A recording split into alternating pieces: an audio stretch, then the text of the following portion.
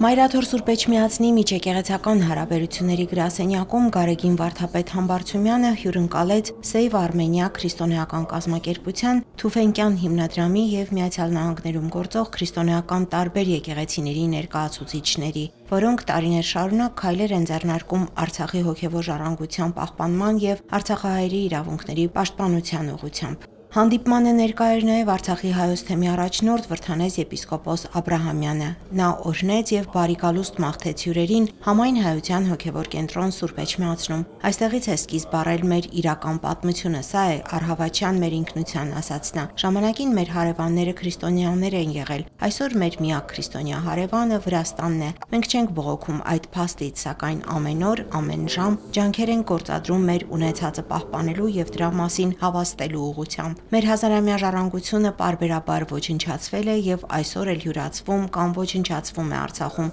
ասաց նա։ Վրթանես Սրբազանը մեկ անգամ եւս երախտագիտություն հայտնեց Միացյալ Նահանգներում գործող քրիստոնեական տարբեր եկեղեցիների ներկայացուցիչներին Հայաստանի եւ հայ ժողովրդին ցուցաբերվող բարոյական եւ գործող զորակցության, ինչպես նաեւ միջազգային հարթակներում հայության ձայնը լսելի դարձնելու ջանքերի համար։ Հյուրերը շնորհակալություն հայտնեցին ջերմ ընդունելության համար, խոսեցին Արցախի հոգեվոր ժառանգության պահպանության ուղղությամբ գործադրվող քայլերի եւ համաքրիստոնեական կյանքում դրանց ունեցած անգնահատելի արժեքավորության մասին։ Լիաննա Չիչակյան, Գևորգ Ավագյան, Եկեղեցական կյանք։